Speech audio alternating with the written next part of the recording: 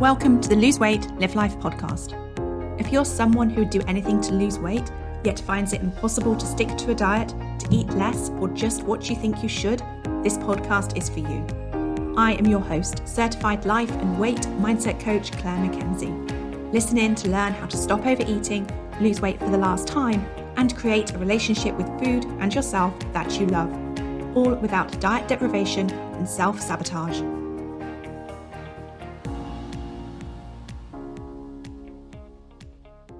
Hi everyone, and a very warm welcome to podcast episode number 96. Today I wanted to talk to you all about food journaling and the benefits of food journaling. So food journaling starts with writing down on paper everything that you eat. Food journaling is quick, it's easy, and it's a fundamental part of helping you understand your current relationship with food and helping you create the relationship with food that you want.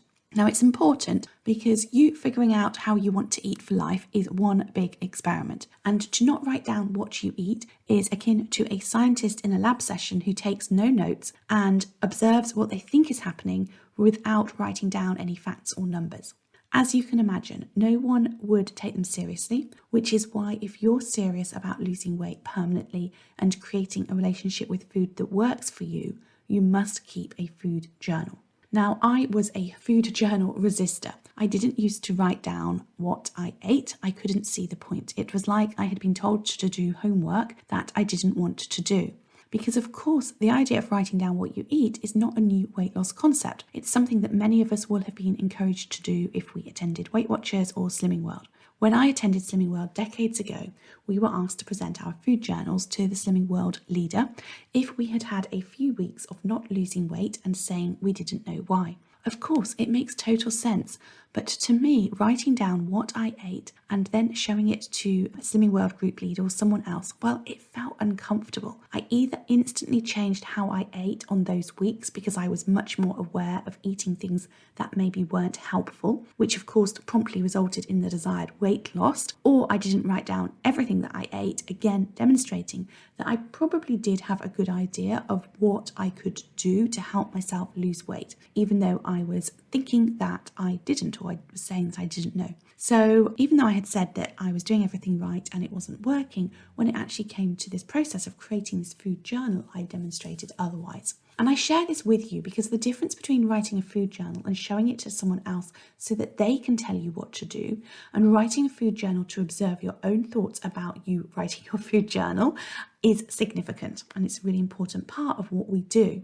And no matter how much you have avoided writing down what you eat in the past, it's highly probable that you may want to become a food journaler too, after I talk you through the benefits and share how you can make it as quick and easy as possible. So firstly, what do I mean by writing a food journal and what don't I mean? When I talk about writing a food journal, I'm simply talking about writing down what you eat and writing down what you observe about yourself in relation to what and how you eat, and then also evaluating what and how you ate in relation to what you observed so that you capture what you learn and make changes to help you. I'm not talking about calorie counting or weighing food or macros or anything like that. Okay, so the first part, writing down what you eat, you are simply keeping a record. Very quick and factual. And I suggest you write down the time that you ate too or drank. Also write down what you drink. I don't suggest, as I said before, that you weigh your meals or that you count calories or any other macros.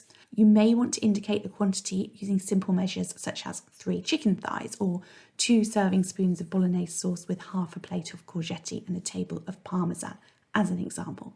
And then the next part, observing yourself. There are lots of different ways you're going to want to observe yourself so that you can learn from your observances.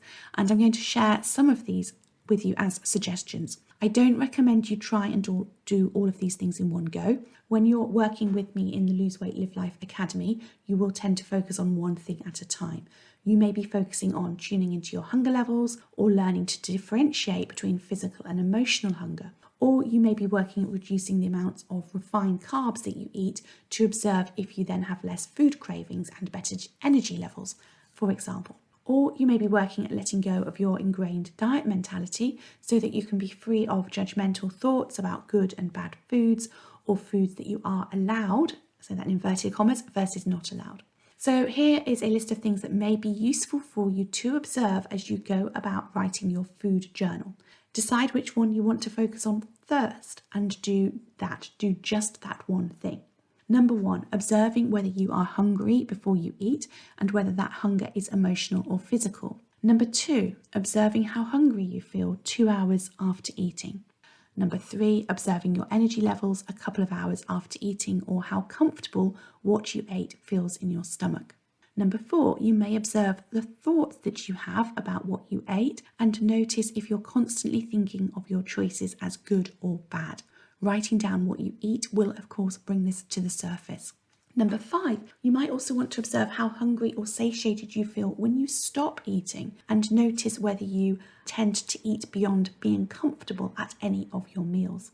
And as I said, there's a third part to this too, and that is what you make the first 2 parts mean and what you decide from what you learn and how you use what you learn to help you get what you want, whether that is losing weight or simply having a better relationship with food. I suggest you do this part by doing a quick and simple analysis of your whole day. It looks like you noticing what worked for you about how you ate during the day, what maybe didn't work so well, what you learned and how you want to use what you learned to help you going forward. Oftentimes, when you're figuring out how you want to eat, this could be very much about logistics. Sometimes we have an idea of what we think eating healthily, for example, should look like. And so we tell ourselves that we're going to prepare every meal from scratch. We like the idea of that and it's maybe something that we aspire to. But then as we go about our week, we may notice that by the time we get in from work on a Thursday, when we have a late meeting, we don't cook the planned meal from scratch because we're hungrier than normal, because it's later than normal and we're tired because it's nearly the end of the week. So we either get a takeaway or we have toast and whatever else we can find to go on it. And if we're food journaling and observing, we may notice a pattern of behaviour that this is a regular occurrence. And so if we're analysing what's going on for us, we can see that our plan to cook a meal from scratch on a Thursday night doesn't work for us. And so we can decide what we want to do about that. Do we want to move that end of day work meeting so we get in earlier? Do we want to plan to have a takeaway? Do we want to make double the food that we made for our dinner the night before so that we can have leftovers ready to microwave as soon as we walk through the door? By observing our patterns, analysing them, and most importantly, empowering ourselves to decide how we can make things easier for us, rather than judging ourselves for not doing what we thought we should, we can make great strides in creating that relationship with food that works for us and also helps us to lose weight too. So that example probably gives you an idea of how food journaling can help you and why it's important. But there are some other important things I want you to consider or be aware of as well. So number 1, it's important to get into the habit of noticing what is factual about what you write in your food journal and what is your interpretation. Writing down that you had a huge bowl of ice cream is your interpretation of what you had. Your huge bowl could be 3 scoops, or it could be a 500ml tub, or it could be a 750ml tub. Always separate the facts from your interpretation of those facts. The facts are simply facts, neither good nor bad. They have no meaning. It's your thoughts about those facts that give them meaning. Both are incredibly useful and important. It's useful to observe your thoughts about how you're eating, but you want to avoid confusing your thoughts with the facts. Number 2, having judgments about what and how you eat and what and how you should and shouldn't eat is not useful when it comes to you creating a relationship with food and yourself that you love. But before you can go about addressing those judgments, you have to be aware of them. Now, growing up in the world in which we all have, it's really normal to have what I call a diet mentality or associate eating and food choices with morality. You keeping a food journal, as I said, is an opportunity for you to understand your own diet mentality better, to notice how your thoughts and beliefs around food and eating lead you to feel. And once you notice where judgment creeps in, you can then take steps to move away from those judgments and start to free yourself from incessant food chatter or feelings of guilt or shame. Something that often goes hand in hand with food journaling is tracking your weight or measurements or clothes size.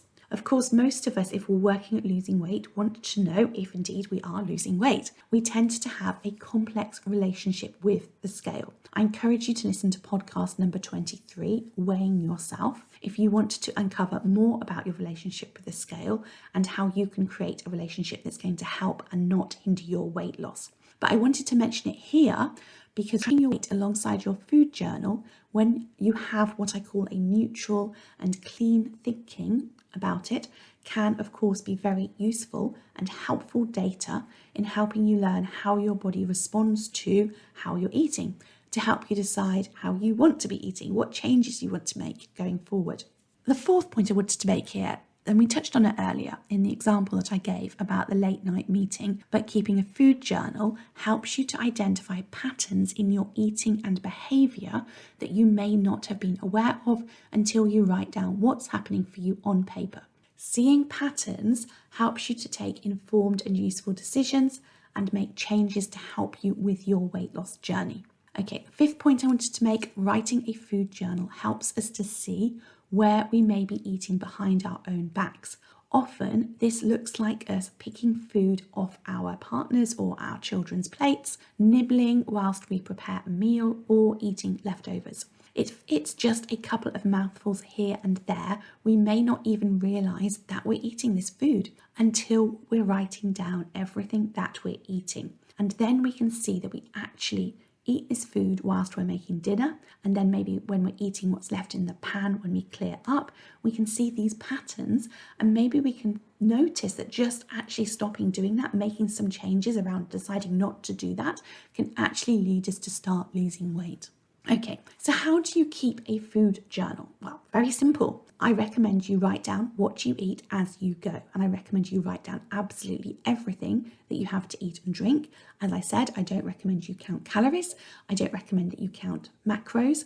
I recommend that you write down your food journal on physical paper rather than add it to it's when you're writing on paper, it's much easier to notice and capture the thoughts that you have, those observances that you have about the way in which you're eating. You don't really have quite the same opportunity to do that when you're capturing your food journal in an app. So I recommend that you get a small notebook that fits in your handbag so that you can carry it around with you, and that you write down what you eat as you go, noting the time, and that you also capture your thoughts and feelings or the other observances that you're choosing to capture at this particular point in time in that small notebook. And that's it really. If you're wanting to lose weight and you've not started yet, start with keeping a food journal. When everyone joins the academy, I recommend they keep a food journal for a week before we start so that they have really good data about how they eat when they're not working at losing weight. That data is extremely valuable in helping you see how you maybe want to eat, in helping you understand patterns of emotional eating, in helping you see where logistics may be a challenge for you. So many things. It also helps you to see your thoughts and feelings about how you eat when you're not working at losing weight, which is also so helpful in helping you understand the relationship with food that you currently have. So what many women find is that as soon as they start writing down how they're eating, they want to change their behavior. They want to change how they're eating because of their own thoughts and judgments about what they're having and thinking things like, I shouldn't be having that, or I'm eating so much. All of this incredibly useful data to have and to capture, because even though you may not have been aware of these thoughts previously, bringing them to the surface is going to mean that you can then take the next steps of looking at how you want to change, how you're thinking about your eating, which is just as important as changing how you're eating.